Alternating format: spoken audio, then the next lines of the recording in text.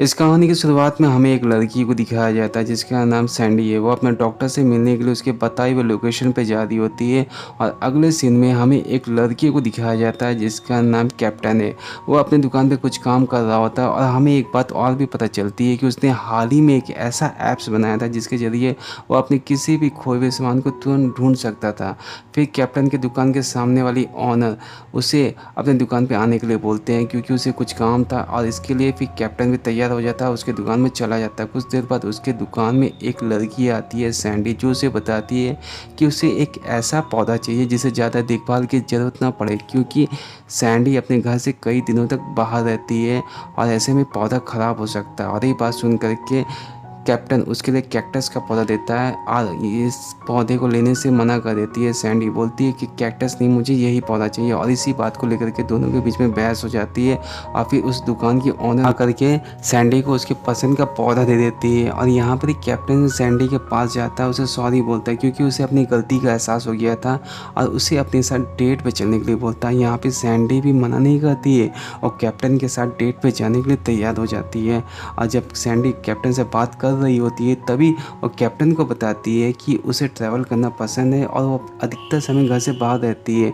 यहाँ पे कैप्टन भी उसे झूठ बोल देता है कि उसे भी ट्रैवल करना पसंद है और वो भी अधिकतर समय घर से बाहर ही रहता है, जबकि उसने आज तक कभी भी अपनी सिटी से बाहर कदम भी नहीं रखा था। और यहाँ पे दोनों जब बात कर रहे होते हैं तभी कैप्टन सैंडी को बताता है कि उसका हाल ही में ब्रेकअप हुआ था। और ये बात सुन करके सैंडी कैप्टन को किस कर लेती है, कैप्टन भी उसे किस कर लेता है। फिर कुछ देर के बाद कैप्टन सैंडी को उसके घर छोड़ता है और उसके घर के बाहर ही खड़ा रहता है। यहाँ पे सैंडी को भी ऐसा लगता है कि कैप्टन उसके आसपास ही है। जब वो अपने घर का गेट खोलती है तो देखती है कि कैप्टन उसके घर के बाहर ही खड़ा है और फिर वो कैप्टन को अपने घर के अंदर ले जाती है, जहाँ पे दोनों एक दूसरे को किस करते हैं, अल्टीमेट होते हैं और यहीं पे सीन कट हो जाता है। अगले सीन में हमें दिखाया जाता है कि कैप्टन बहुत ही ज़्यादा खुश रहने लग गया था और वो अपने घर भी चला जाता है, जहाँ पर वो अपनी मॉम और डैड को सैंडी के बारे में बताता है और उसके फैमिली के जितने भी लोग थे वो भी सैंडी से मिलना चाहते थे। यहाँ पर ही कैप्टन भी काफ़ी खुश रहता और यही सब मैसेज वो सैंडी को करता है, लेकिन सैंडी उसके कोई भी मैसेज को रिप्लाई नहीं करती है। और यहाँ पर ही कैप्टन भी उसे कॉल करता है और ऐसे करते करते कई दिन बीत जाते हैं। यहाँ पर फिर कुछ दिन के बाद कैप्टन को याद आता है कि उसका इनहेलर सैंडी के बैग में है। अगर वो अपने इनहेलर को ट्रैक करेगा तो वो सैंडी तक पहुंच सकता है और ऐसा होता भी है। और उसे पता चल जाता है कि सैंडी लंदन में, और यहाँ कैप्टन भी अपने बैग पैक कर लेता है और लंदन पहुंच जाता है, जहाँ पर ही वो अपनी ऐप्स के सहायता वो पता करता है कि सैंडी उसके आसपास ही है और सैंडी उसे दिख भी जाती है। और वो सैंडी के पीछे पीछे जब चल रहा होता है उससे पास जाने के लिए, तो कुछ देर के बाद वहाँ पर कुछ लोग आ जाते हैं जो कैप्टन को पकड़ लेते हैं और उसे बेहोश करके अपने साथ ले जाते हैं। कुछ देर के बाद कैप्टन को होश आता है जब वो देखता है कि उसके हाथ पैर बंधे हुए हैं। और इसके बाद हमें एक क्रिमिनल को दिखाया जाता है जो कैप्टन को टैक्समैन कह के बुलाता है और टैक्समैन का नाम सुन के कैप्टन बोलता है कि मैं किसी भी टैक्समैन को नहीं जानता। फिर वही क्रिमिनल उसे पासपोर्ट मांगने लगता है, तब कैप्टन बोलता है कि मेरे पास कोई भी पासपोर्ट नहीं है। और फिर वही क्रिमिनल उसे एक कीड़े से कटवाने ही वाला होता है, तब तक वहाँ पर एक लड़की आ जाती है जो कैप्टन को बचा लेती है और उस क्रिमिनल को मार देती है। और फिर बाद में हमें दिखाया जाता है कि वो लड़की और कोई नहीं बल्कि सैंडी है। सैंडी अपने रास्ते में आने वाले जितने भी क्रिमिनल थे उन सभी को मारते हुए कैप्टन को बचा के उस गुफा से बाहर निकालती है। और जब गुफा के बाहर कैप्टन निकलता है तो उसे पता चलता है कि वो पाकिस्तान पहुंच गया है। और वहाँ पर ही कुछ आतंकवादी भी आ जाते हैं जो इन दोनों के ऊपर हमला कर देते हैं और वो भी इससे पासपोर्ट मांगते हैं।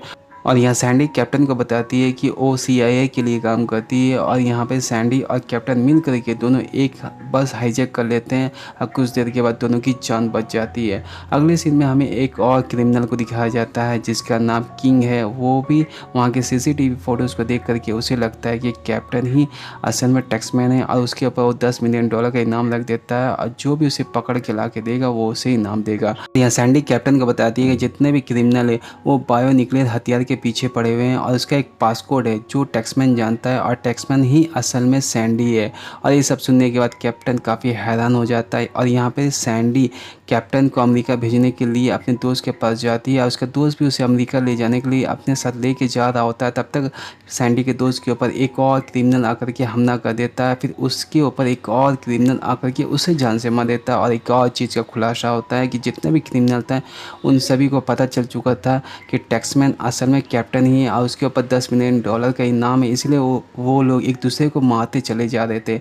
और फिर बाद में सैंडी सारे क्रिमिनल को मार देती है और फिर सैंडी अपने साथ कैप्टन को बचा कर लेके जाती है और इसके बाद सैंडी एक प्लान बनाती है जिसके अनुसार वो कैप्टन को टैक्समैन बना करके उन क्रिमिनल को ले जाकर सौंप देगी, जिससे होगा क्या उन क्रिमिनल के हेड मतलब किंग्स तक वो पहुंच सकती है और उसे सीबीआई को सौंप देगी और सीबीआई उस न्यूक्लियर हथियार तक पहुंच सकती है, जिसके लिए कैप्टन तैयार नहीं होता है। तो कैप्टन के वो हाथ पैर को बांध करके वो किंग्स को सौंप देती है। किंग्स भी टैक्समैन समझ करके कैप्टन को पकड़ लेता है और कैप्टन को बोलता है कि तुमने मुझे बहुत परेशान किया, मैं तुम्हें जान से मार दूंगा और इसके बाद सैंडी और कैप्टन को वो लोग पकड़ के एक प्लेन में लेके जाने लगते हैं। और कुछ देर के बाद कैप्टन के आदमी को पता भी चल जाता है कि सैंडी और कैप्टन असल में कपल है, क्योंकि उन दोनों के फ़ोटो वो देख लेता है और इसके बाद वो लोग उन दोनों के ऊपर हमला कर देते हैं और इसी हाथापाई में सैंडी को काफ़ी ज़्यादा चोट लग जाती है और सैंडी कैप्टन को बोलती है कि इस न्यूक्लियर हथियार को यहाँ से लेके जाओ, लेकिन कैप्टन नहीं मानता। वो अपने साथ सैंडी को भी उस प्लेन से लेके चला जाता है और कुछ देर के बाद सैंडी को जब होश आता है तो वो कैप्टन को बोलती है कि तुमने मेरे जान बचाया। आज दोनों एक दूसरे के साथ बहुत ही अच्छा टाइम बिता रहे होते हैं। अगले दिन किंग्स के आदमी उनके ऊपर हमला कर देते हैं और हमला करके उस न्यूक्लियर हथियार को वहाँ से लेके चले जाते हैं और उसके बाद वो लोग सैंडी के ऊपर जैसे ही हमला करने वाले होते हैं तब तक वहाँ पर सीबीआई आ जाती है, उन दोनों की जान बचा लेती है और इसके बाद सैंडी को उसके काम से निकाल दिया जाता है, क्योंकि उस न्यूक्लियर हथियार को वो लोग लाने में असफल रहे थे।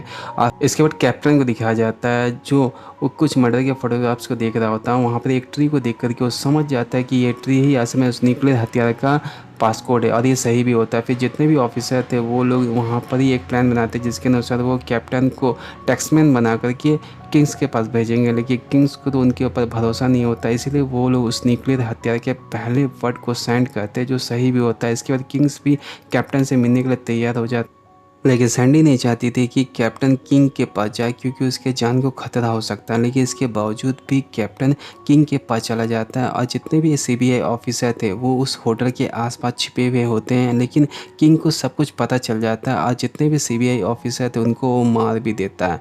फिर किंग कैप्टन के पास जाता है और उससे पासपोर्ट मांगता है, लेकिन पासपोर्ट तो कैप्टन के पास था नहीं और वो काफ़ी डर भी जाता है। और फिर कुछ देर के बाद सैंडी वहाँ पर ही आ जाती है जो बहुत ही ज़्यादा प्यारी लगती है और कैप्टन भी उसे देख रहा होता है। कैप्टन के पास वो आके बैठ जाती है।